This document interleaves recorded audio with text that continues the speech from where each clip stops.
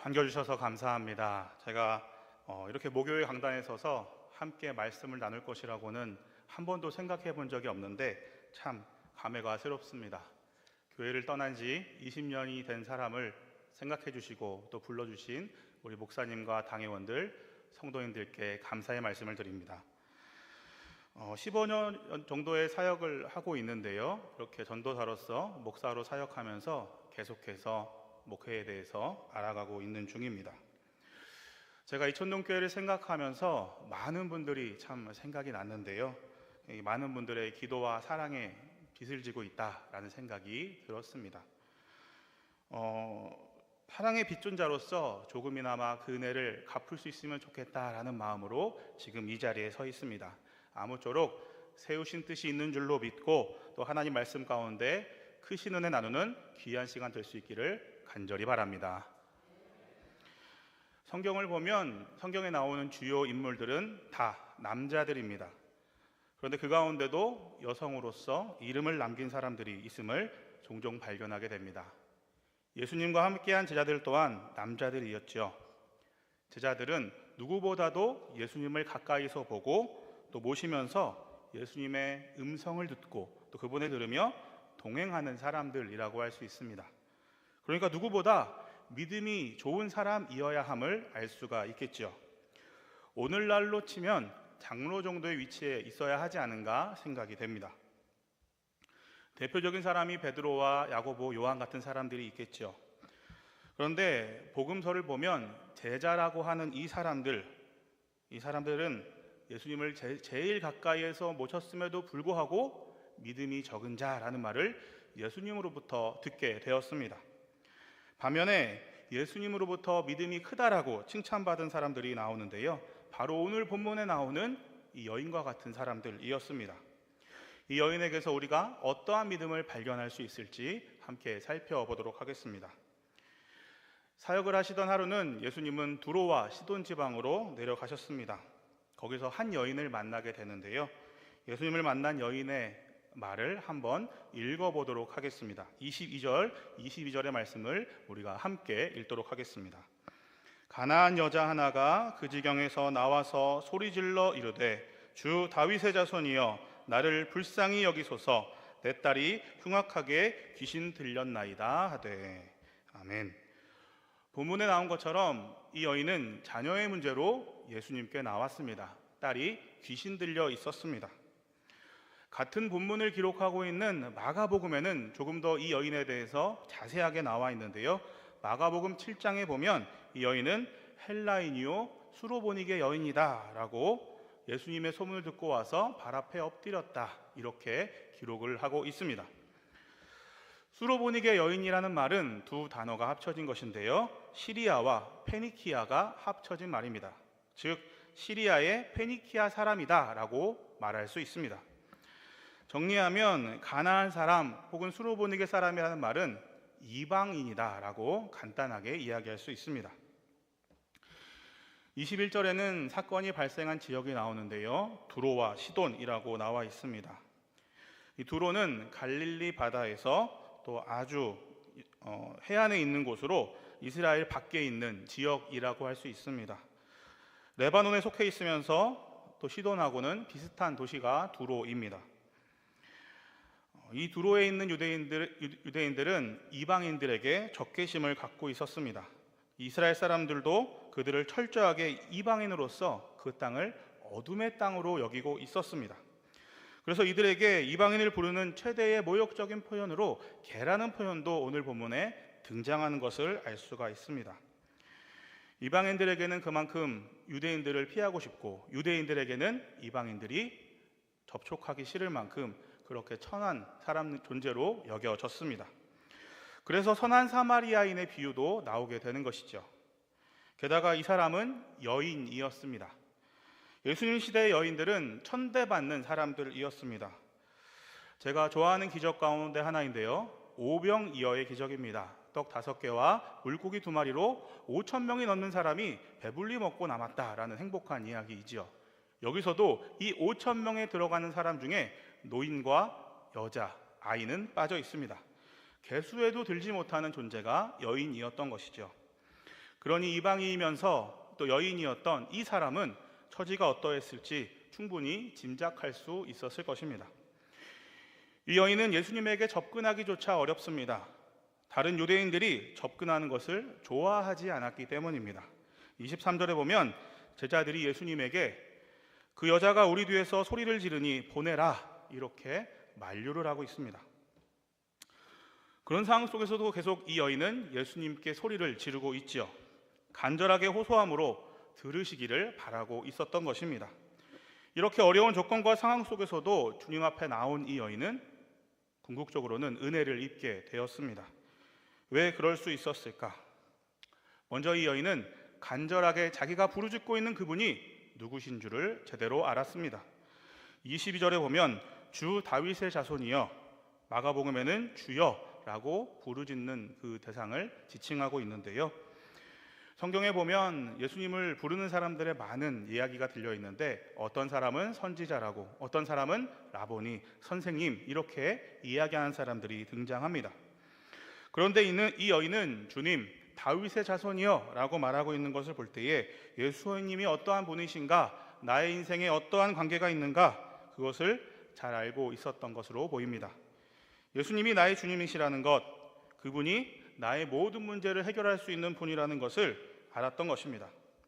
그처럼 주님은 우리의 모든 문제를 해결할 수 있는 분이십니다. 우리와 함께 하시며 고통을 감싸 안으시고 또 위로하시는 분이십니다. 우리와 함께 하시는 하나님, 그분이십니다. 주님이 우리의 아버지가 되십니다. 그분 앞에 우리의 모든 문제를 맡겨드릴 때에 그분으로 말미암아 참된 위로와 안식과 평안, 그리고 묶인 것들이 풀리는 역사를 우리는 경험할 수가 있는 것이죠. 그런데 우리는 어떻습니까? 우리의 주님, 아버지가 되시는 하나님을 바라보지 못하고 때로는 하나님의 능력보다는 내 힘으로 해결하고자 하고 형편을 또 믿기 어려운 상황 가운데 있다고 불평하거나 낙심하면서 그저 원망하면서 그 자리에 머물러 있는 경우가 많지 않습니까? 나는 믿지 않는 가정 가운데 태어나서 이렇게 고생한다거나 믿지 않는 사람과 결혼해서 또 어렵게 신앙생활을 한다고 한탄하며 적당히 신앙생활을 하고 있는 모습이 있지는 않으십니까? 내가 이방 여인과 같은 처지다라는 생각이 드십니까? 때로는 내가 하는 일도 변변치 않고 시간도 별로 없고 능력도 없어서 이 정도의 헌신과 노력만이라고 할지라도, 예배 드리는 것만이라고 할지라도 충분하다 생각하면서 그렇게 그 자리에 머물러 있는 신앙의 모습을 가지고 있지는 않으십니까? 우리의 형편을, 고통을 계속해서 바라봐봤자 그것은 우리를 계속된 절망으로 더욱더 어두운 곳으로 이끌고 갈 뿐이라는 것을 살면서 경험해 오셨을 것입니다. 예수님의 소문을 듣고 주님 앞에 엎드렸던 이 여인처럼 우리도 주님 앞에 나아가 엎드려야 합니다. 그래야 희망이 있는 것입니다. 낙심과 절망의 자리 그 가운데 주저앉아 있다면 이 여인처럼 주님 앞에 나아가겠노라, 우리는 이 시간 결단해야 합니다. 오늘 이 여인을 보면서 외적인 어떤 상황과 조건도 우리를 막을 수 없다는 것, 어떠한 상황도 하나님의 은혜를 가리울 수 없다는 것을 살펴보게 됩니다. 오히려 그러한 상황 가운데서도 주님 앞에 나아가는 믿음이 중요하다라는 것을 다시금 생각하게 되는 것이죠. 나의 모습은 부족하고 부끄러울 수 있지만 그러함에도 불구하고 주님 앞에 나아가야 합니다. 그렇게 주님 앞에 나아가서 크신 은혜를 누릴 수 있는 저와 여러분이 될 수 있으시기를 간절히 바랍니다.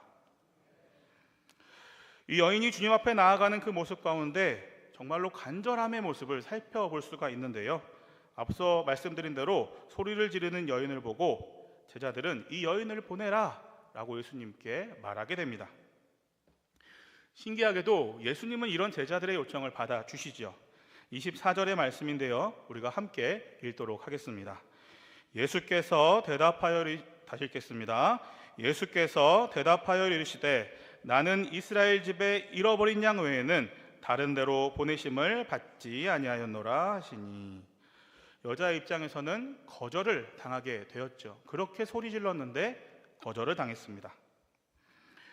그럼에도 불구하고 여자는 다시 한번 예수님 앞에 엎드려 절하며 도와달라고 간구합니다. 그런데 예수님이 또 한번 거절하십니다. 26절의 말씀 우리가 함께 읽도록 하겠습니다. 26절의 말씀입니다. 대답하여 이르시되 자녀의 떡을 취하여 개들에게 던짐이 마땅하지 아니하니라. 아멘. 참 이상하지요. 예수님도 당시의 유대인들처럼 이방인에 대한 편견을 가지고 계셔서 그러실까? 아닐 것입니다. 성경에 보면 예수님은 상처 입은 자들, 소외된 자들, 가난한 자들, 천대받는 자들을 위해서 왔노라 말씀하셨습니다. 그리고 지극히 작은 자 하나에게 한 것이 나에게 한 것이다 라고 분명하게 말씀하셨죠. 그리고 실제로 그러한 사람들을 위해서 살아오신 것이 예수님의 삶이었습니다. 스스로 사마리아 여인을 찾아가신 모습만 보아도 그들을 그렇게 여기지 않으신다라는 것을 우리는 알 수가 있죠. 이 모든 것을 아시는 주님께서 이러한 일들에 대해서 또 그녀에 대해서 모르실 리가 없고 또 조금 지나고 나서 태도와 말을 바꾸실 분이 아니신데도 불구하고 칭찬하시지 않으실 분인데도 불구하고 그렇게 태도를 변화하고 있다는 것, 그것을 볼 때에는 예수님이 틀렸다거나 예수님이 편견을 가지고 있었는데 깨우쳤다거나 이렇게 볼 것이 아니라 어떠한 다른 의도가 있다라고 생각하는 것이 바람직할 것입니다. 예수님 주위에 지금 누가 있지요? 제자들이 있습니다. 제자들뿐만 아니라 당시에 많은 사람들이 예수님을 따라다녔습니다. 또 바리새인과 서기관들도 예수님을 주목했습니다. 그러한 사람들에게 믿음이 어떠한 것인가 보여주기 위한 예수님의 그 숨은 의도가 담겨 있는 것입니다. 사실 이 모든 것을 아시는 예수님은 여인의 믿음을 모르셨을 리가 없습니다. 하나님이신 예수님은 다 아셨을 것입니다. 그저 들어주시고 믿음대로 될 것이다 한마디 하면 끝났을 것인데 그러하지 않죠. 성경의 많은 일들이 아심에도 불구하고 되묻기도 하시고 아심에도 불구하고 고백을 듣고자 하시는 모습들을 종종 발견하게 됩니다. 이렇게 3번이나 여인의 청을 거절하시는 모습을 보게 되는데요, 처음에는 소리질러도 모른 채 하셨고, 2번째는 또 제자들의 요청을 듣고는 이스라엘의 집에 잃어버린 양 외에는 다른 데로 보내심을 받지 아니하였다라고 말씀하셨고, 또 3번째로 도와달라고 간구할 때는 자녀들의 떡을 취하여 개들에게 던짐이 마땅하지 않다, 3번씩이나 거절당하는 여인의 모습을 우리는 보게 됩니다. 여인에게는 얼마나 거절감이 컸어야 맞겠습니까? 예수님의 냉대와 비난을 듣고는 상처를 받을 수 있는 상황임에도 불구하고 그렇지 않습니다. 오늘날에도 이 예수님의 말씀은 우리의 입에 담기도 힘들 정도의 아주 천박한 말이지 않습니까? 그런데 그러한 상황 속에서도 여인은 어떻게 했는가? 끈질기게 예수님께 매달리고 또 신앙의 모습을 보여주었습니다. 이 여인의 대답을 한번 읽어보겠습니다. 27절의 말씀입니다. 본문 가운데 27절의 말씀을 함께 읽겠습니다. 여자가 이르되 주여 올소이다마는 개들도 제 주인의 상에서 떨어지는 부스러기를 먹나이다. 아멘. 거절의 말씀을 들었음에도 불구하고, 개라는 말을 들었음에도 불구하고 그 안에서 할 수 있는 최선의 답을 하고 있는 것이죠. 개들도 주인의 상에서 떨어지는 부스러기를 먹나이다. 어떻게 나에게 개라고 하는데 이러한 답을 할 수 있을까? 여러분이라면 그러한 말을 듣고 이러한 대답을 할 수 있겠습니까? 쉽지 않다라는 생각이 듭니다. 얼마나 간절했는지 그 마음을 알 수가 있는 것이죠. 부스러기 은혜라도 주십시오. 그것만이라도 내 딸이 나을 줄로 믿습니다. 그 은혜라도 족합니다 라고 간절하게 예수님께 매달리고 있는 여인의 모습을 우리는 볼 수가 있습니다. 이 이방인 여인, 천대받는 작은 여인의 이 간절한 마음을 예수님은 모든 사람들이 알기를 원하셨습니다. 주의 제자들에게 너희가 내 옆에서 말씀을 듣는다고 하면서도 이 여인과 같은 간절함이 있느냐? 이것이 진정한 믿음이다. 이것에 대해 도전하고 계신 것입니다. 간절한 마음이 큰 믿음을 이루는 것이죠. 오늘날의 우리에게 이러한 간절함이 있습니까? 이 여인은 개라는 말씀을 듣고 있음에도 불구하고 간절하게 구하고 있는데, 여러분은 주님으로부터 이러한 취급을 받는다고 할지라도 그래도 주님밖에 없습니다. 주님 부스러기 은혜라도 주십시오 하고 매달릴 수 있습니까?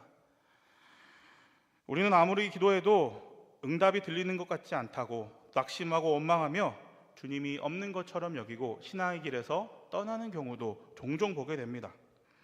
또 우리는 내가 주인공이 아니다라는 이유로 다른 사람이 나보다 높은 자리에 있고 다른 사람이 더 큰 복을 누리고 있다는 이유로 비교하며 스스로 받은 은혜조차 잊어버리고 불평과 불만으로 불신앙으로 나아가는 경우가 있는 것을 보게 됩니다. 얼마나 안타까운 일이라고 할 수 있겠습니까? 제자들도 그러했습니다. 주님 곁에 있었지만 그들은 제자라는 것에 그저 안주하고 있었고 그 상황에 취해 있었습니다. 간절함이 없었습니다. 예수님이 보여주시는 믿음이라는 것은 간절한 마음, 그 마음으로 주님 앞에 매달리는 것, 기도하는 것이라고 할 수 있습니다. 간절한 마음으로 기도하고 간절한 마음으로 예배하는 것, 그것으로 우리의 믿음을 보여야 하는 것이죠. 과부의 두렙돈이 생각이 나는데요, 제자들은 이 두렙돈을 작은 돈이라고 하여서 무시하였습니다. 오늘로 치면 어쩌면 헌금을 가지고 나오는데 1,000원짜리 한 장 가지고 나오는 것과 비슷하다라고 할 수 있겠죠. 신앙생활을 하다 보면 믿음이 정말 좋으신 분들을 종종 만나게 됩니다. 목회자인 저보다도 믿음이 좋다라고 생각되는 분들도 굉장히 많습니다. 여기 계신 권사님들도 제가 존경하고 또 그렇게 기억되는 분들이 많이 계시죠. 어떤 분들은 갑자기 어떠한 계기가 있거나 어떠한 뜻을 품고 건축 헌금을 1억씩 하기도 하는 분들도 있습니다. 헌금을 많이 하시는 분들, 우리는 대단하다고 여기죠. 그러한 분들이 참 대단한 믿음을 가졌다라는 것은 참으로 맞는 말일 것입니다. 그러나 이를테면 이 1,000원짜리 한 장 낸 과부의 믿음이, 그 헌신이 결코 적다, 그것보다 적다라고 말할 수 있는 것이 아니라는 것을 과부의 두렙돈 비유에서 우리는 발견하게 됩니다. 두렙돈이 하늘나라에서는 가장 큰 것이 되는 것이죠. 오히려 자신의 형편에도 불구하고 간절한 마음으로 최선의 것을 다해드리는 것, 그것이 가장 큰 믿음, 그것이 진정한 믿음이라고 할 수 있는 것입니다. 제자들은 그러한 가치를 전혀 모르고 있었습니다. 반대로 예수님께 향유를 부은 여인, 그러한 헌신을 했으니까 훌륭한 여인이라고 해야 함에도 불구하고 오히려 낭비라고 말하고 있는 예수님의 모습, 제자들의 모습을 기억하실 것입니다. 여러분 어떻게 생각하십니까? 물질뿐만이 아니라 때로는 주님을 위해서 섬기고 헌신하는 것이 낭비라고 생각할 때가 있는 것을 보게 됩니다. 세상 속에서 자신의 스펙을 쌓고 사회생활을 하고 또 그러한 것들로 인해서 발전을 위해서 더 투자해야 한다고 생각하는 경우가 특히 젊은 사람들에게 많이 있죠. 때로 어떤 분들은 권사나 장로라고 하시면서 자신의 자식이 선교사나 목사를 하겠다고 하면 매우 싫어하시는 분들을 종종 보게 됩니다. 목회자인 저에게 와서도 우리 아들이 신학을 한다고 하는데 목사님이 좀 말려주세요 라고 말씀하시는 분도 간혹가다 있습니다. 만약 내가 그러한 생각을 해본 적이 있다, 그러한 삶을 산 적이 있다라고 한다면 우리의 생각을 돌이켜야 하는 것입니다. 목회를 하면서 많은 분들이 생각이 나지만 말씀을 준비하면서 한 분이 머릿속에 스쳐 지나갔습니다. 한 7년 전에 제가 신방을 했던 분인데요, 80이 넘으신 홀로 사시는 권사님이셨습니다. 몸도 불편하시고 교회에서도 꽤 거리가 있어서 나오지 못한 지 오래되신 분이셨습니다. 교구 목사로서 신방을 갔는데요, 함께 찬송 부르고 또 말씀 나누고 또 기도하고 또 그분의 이야기를 들어주는 그러한 긴 시간 동안에 그분이 얼마나 이러한 시간을 기다려왔는가를 충분히 느낄 수가 있었습니다. 그렇게 신방을 마치고 나오는데 이분이 몸도 불편하신데 제 손을 붙들고 밖으로 그 3층에서 1층까지 내려오셨습니다. 계속해서 제 손을 붙드시고는 눈에는 눈물이 그렁그렁한 채로 또 한 손에 저에게 10,000원을 쥐어주시면서 그렇게 아쉬워하시던 모습이 참으로 기억이 납니다. 오히려 제가 뭐라도 드려야 할 것 같은데 그러한 마음으로, 또 민망한 마음으로, 그래서 따뜻한 마음 품고 돌아왔습니다. 그 신방 한 번이 계속해서 저에게는 기억이 남습니다. 그 뒤로도 그분은 교회에 나오실 수 없었지만 그럼에도 불구하고 7년 전에 한 번 신방했던 것이 아직도 기억이 납니다. 어쩌면 예배에 대한 간절함, 목회자를 볼 때에 정말로 하나님을 보는 것처럼 기쁜 마음으로 맞이하고 또 사람에 대한 그리움, 이러한 모든 감정들이 다 섞여 있을 테지만 그것만큼 진실한 마음이 어디 있겠습니까? 저도 그럴진데 하나님께서 그러한 모습을 보신다면 얼마나 권사님을 기쁘게 생각하시고 어여삐 여기시며 함께 하시고 사랑으로 감싸 주시겠습니까? 반면에 제자들은 이미 주님 곁에 있었고 간절함은 없었습니다. 바리새인과 사두개인 같은 기성교인들 또한 자신들의 기득권에 갇혀서 예수님이 누구인가, 그분이 무슨 일을 하는가, 예수님이 무슨 마음을 품고 계시고 어디를 바라보고 계시는가에 전혀 관심이 없었습니다. 어쩌면 우리도 제자들처럼 그저 주님 옆에 있다는 것에, 교회에 있다는 것에 자만하여 진정한 믿음에서 멀어져 가는 경우도 있을지 모르겠습니다.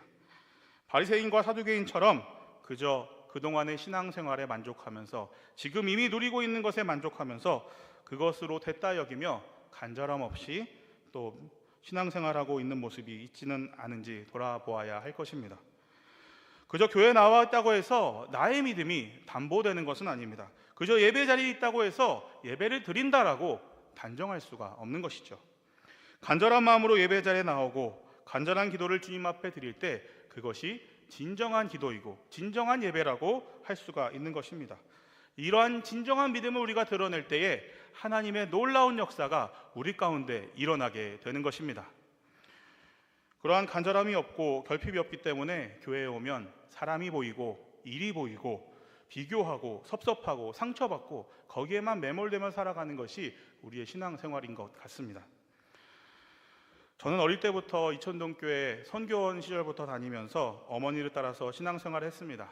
그러다가 고2 때에 예수님을 영접하게 되었습니다. 당시에 김용민 목사님은 지금도 제게는 영적인 아버지 같은 존재라고 생각이 되는데요. 김성중 목사님과도 계속해서 좋은 관계, 멘토로서 제가 모시면서 계속해서 관계를 맺고 있습니다. 생각해보면 원로 목사님한테 참 죄송한데요, 이런 말씀을 드리는 것이, 젊은 시절에는 목사님의 설교를 들을 때 종종 말씀이 재미있고 은혜가 있기보다는 어렵다라고 생각될 때가 있었습니다. 좀 순화해서 말씀을 드렸습니다. 그런데 설교의 문제가 아니었다라는 것을 깨닫는 것은 그렇게 오랜 시간이 걸리지 않았습니다.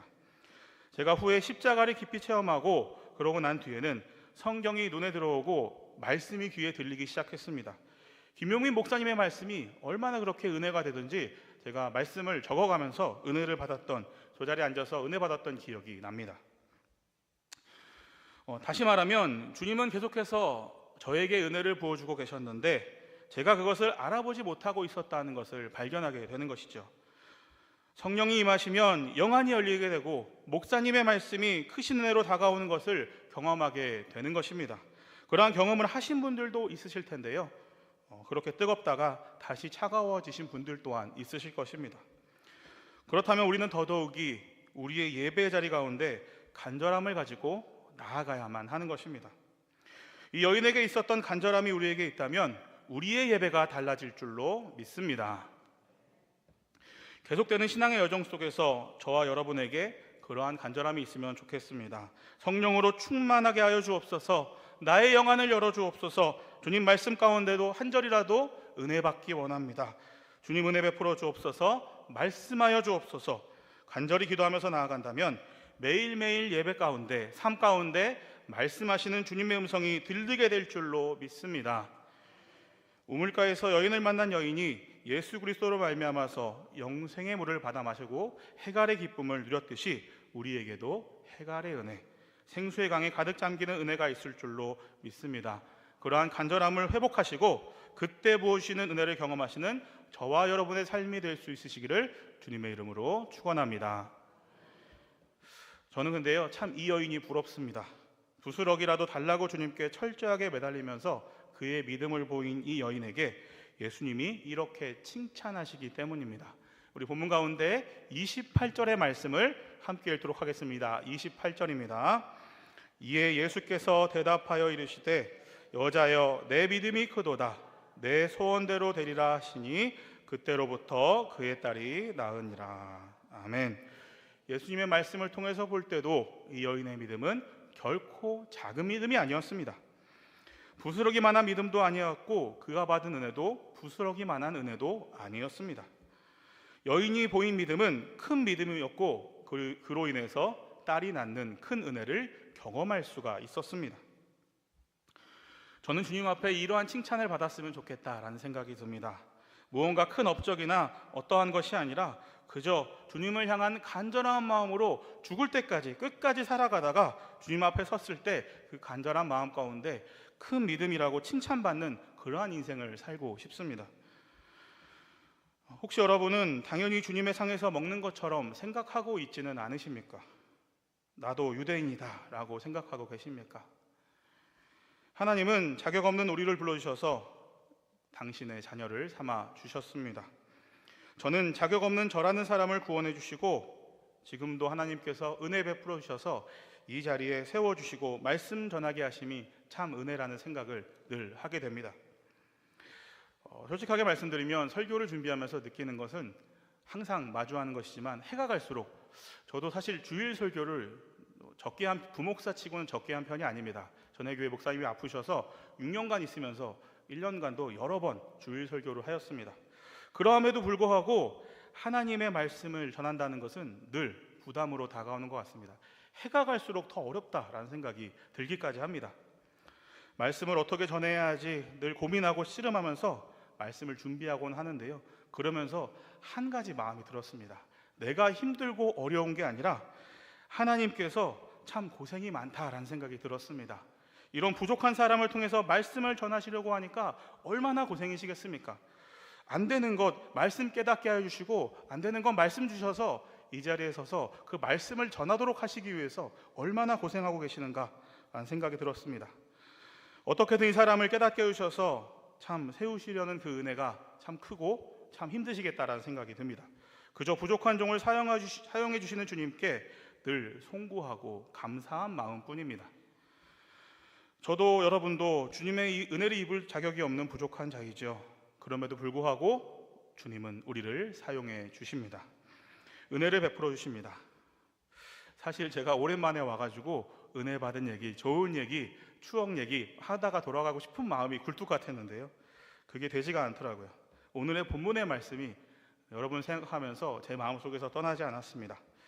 이 말씀을 나누면서 저는 잠시 왔다 갈 뿐이지만 계속해서 여기서 신앙생활 하시는 가운데 저도 제자리에서 신앙생활하는 가운데 저와 여러분 모두에게 더 주님을 간절히 찾고 기도하면서 신앙의 성숙을 더 깊은 주님과의 사랑으로 나누어갈 수 있는 길을 함께 모색해 봐야겠다라는 생각이 마음 가운데 강하게 들었기 때문입니다. 조금이나마 그 마음으로 사랑하는 이촌동교회 또 성도님들 가운데 도움이 되는 길이 될 수 있다면 참 좋겠다라는 생각을 하고 있습니다. 저에게도 여러분에게도 이 부스러기 은혜라도 주소서라는 간절함이 있으면 좋겠고요. 그 간절함으로 더욱더 깊은 은혜의 자리로 나아갈 수 있으시기를 간절히 바랍니다. 어르신들은 제가 좀 생각을 하게 되는데 나이가 많은데 하나님 앞에 갈 날만 기다리는데 무슨 큰 일을, 큰 은혜를 이제 바라겠는가라고 말씀하시는 분들 종종 보게 됩니다. 그럼에도 불구하고 간절한 마음으로 기도하십시오. 교회를 위해서, 목사님을 위해서, 자녀 손들을 위해서 기도하십시오. 저는 성경의 인물들 가운데 노년에 하나님의 은혜를 경험한 사람들을 참 좋아합니다. 갈렙은 80이 넘는 나이에 이 산지를 내게 주소서라는 말과 함께 기업을 받아 누렸습니다. 또한 누가복음에 나오는 성령 충만한 시므온은 그리스도를 보기 전에는 죽지 아니리라 라는 말씀을 들었고 인생의 말년에 그리스도를 만나서 축복해 주는 은혜를 누리게 되었습니다. 또 과부 안나는 결혼 후에 7년 만에 과부가 되어서 84세가 될 동안 성전을 떠나지 않고 주야로 금식하고 기도하다가 예수 그리스도를 만나서 그분에 대해서 증거하는 은혜를 누리게 되었습니다. 그렇게 노년에도 하나님께 쓰임받는 사람들이 저는 여기 계신 어르신들이 되셨으면 좋겠다라는 생각을 합니다. 자녀손들을 위해서 기도하실 때마다 하나님께서 그 기도에 응답하셔서 우리 자녀손들을 한국교회 위에 이 나라 이 땅 위에 크게 사용하시는 은혜가 있을 줄로 믿습니다. 한 가지 간증을 하고 좀 말씀을 정리하고자 합니다. 어머니가 여기 계시고 또 아버지도 계셔서 좀 그렇습니다만 설교 후에는 모른 척 해주십시오. 제가 처음 신학을 하겠다고 했을 때 어머니의 걱정이 참으로 많으셨으리라 생각이 됩니다. 실제로 어떤 날은 연말 이 교회 결산 서류를 보여주시면서 목회자의 사례비가 이거밖에 안 되는데 할 수 있겠냐라고 돌려서 말씀을 하시더라고요. 저는 뭐 그런 건 중요하지 않다라고 말씀을 드렸습니다. 물론 강하게 반대하신 적은 없으십니다. 어떤 날은 한 권사님께 제 기도를 부탁하시는 것도 제가 경험하였습니다. 많은 일들이 있었지만 어머니는 참 간절하셨던 것 같습니다. 그리고 제가 신대원 시험을 보고 나서 보자마자 위독하시던 외할머니가 돌아가셨습니다. 그래서 외할머니 장례식에 제가 가면서 참 그것도 은혜라는 생각이 들었습니다. 시험이 끝나고 나서 이렇게 돌아가시니까 외할머니가 참 기다려주셨구나라는 생각도 들기도 합니다. 어쨌든 그렇게 장례식장에 제가 속해 있던 대학부 담당 목사님이 홀로 오셨습니다. 홀로 오셔서 식사를 하고 계시는데 어머니가 옆에 앉아서 대화를 나누셨습니다. 본인은 목회자의 집안도 아니고 일대로 신앙생활하면서 목회에 대해서는 잘 모르니까 목사님께서 잘 좀 해달라 부탁하는 모습을 제가 보았습니다. 아들이 목회자가 된다는데 얼마나 걱정과 기도가 많으셨겠습니까? 그리고 또 한편으로는 실제로 기도했던 이야기를 들었던 경험을 나누고 싶습니다. 그러한 걱정 속에서 기도를 참 많이 하셨을 텐데요. 제가 신대원에 들어가고 나서 옆에 있는 오누리교회에서 대학고 사역을 시작하였습니다. 전도사 생활을 시작했는데 참으로 재밌게 사역을 하였습니다. 그 교회는 교육 전도사여도 매일 저녁마다 교회를 가서 사역을 했습니다. 청년 시절부터 그 생활을 했기 때문에 저는 힘들거나 어렵지 않고 매일매일이 행복했습니다. 특히 주일에는 대학생 아이들과 늦은 저녁까지 밥도 사주고 시간을 보내면서 참 행복한 시간을 보내고 있었습니다. 그런데 어느 날은 한 아이가 다른 아이 때문에 어려운 심정을 저에게 또 상담을 하였습니다. 지금도 미숙하지만 그때는 참 더 미숙했겠지요. 저는 그 아이의 이야기를 들으면서 그런 점 때문에 참 힘들었겠다. 그의 그런 점은 너를 많이 힘들게 했겠다. 이렇게 공감해주고 받아주었습니다. 저는 그저 위로해 주려고 했고 힘들어하는 부분에 공감해 주려고 했는데 이 아이가 힘들었던 그것에 공감해 주려고 했는데 한두 주 지나서 들려오는 이야기는 좀 다른 이야기였습니다. 전도사님께서 그 다른 어떤 친구를 비난하더라, 비판하더라, 이런 얘기가 험담을 했다라는 이야기가 들려오기 시작했습니다. 전도사로서 저는 험담하는 사람이 되었습니다. 굉장히 마음이 어려웠습니다. 몇 주간은 예배가 오전에 있었는데요. 예배가 마치고 이제 뒤의 시간에는 큰 의무는 없기 때문에 사역이 마치면 집에 일찍 돌아오곤 했습니다. 원래 같으면 해가 떨어지고 집에 돌아오기가 일쑤였는데 대부분 다 그렇게 했는데 그 몇 주간은 집에 해가 지기 전에 들어갔던 그 짧은 기간이 있었습니다. 그렇게 일찍 들어가니까 어머니와 대화할 시간이 조금 더 있었습니다.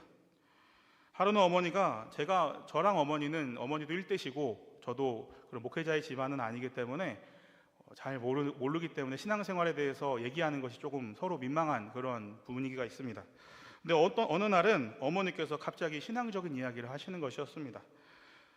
어머니께 말씀하시는 것은 동우가 이런 것이 기도의 응답인가 보다 하면서 본인이 아들이 목회자의 길을 간다고 했을 때 참으로 막막하고 어려웠다. 그래서 불안함과 걱정으로 기도를 많이 하셨다는 것입니다. 그렇게 기도하는 가운데 하루는 하나님께서 이러한 음성을 들려주셨다고 합니다. 내가 언제 너에게 내 아들을 바치라고 했느냐? 내가 책임질 것이다. 걱정하지 말아라. 그 음성을 듣고는 어머니의 마음이 참으로 평안해지셨다라는 말씀을 들었습니다. 저도 그 이야기를 듣고는 이 하나님의 응답인 것처럼 생각이 되었습니다. 그래서 저는 그 얘기를 듣고 힘을 내어서 다시금 사역의 자리로 나아갈 수 있었습니다. 아마도 여종의 간절한 기도를 주님께서 들어주시고 그것에 응답해 주셨으리라 생각이 됩니다. 부모의 기도는 이러한 힘이 있다는 건 전 살면서 많이 경험해 보았습니다. 지금도 여러 가지 나누지 못하는 많은 문제들이 제 삶 속에 있고 목회의 여정 또한 어떻게 되는지 알 수는 없지만 하나님께서 부르셨으니 하나님께서 책임져 주실 것이다 믿고 목회를 감당하고 있습니다. 하나님을 믿으며 간절한 마음으로 기도하는 것, 그렇게 한다면 우리 하나님 아버지께서 우리의 인생을 책임져 주실 것입니다. 말씀을 정리하겠습니다. 오늘 본문의 여인을 보면서 무엇이 진정한 믿음이라고 생각하십니까? 제자들은 주님의 선택을 받았지요. 그리고 유대인으로 태어났습니다. 예수님과 함께하는 인생을 살았습니다. 굉장한 특권을 가졌죠.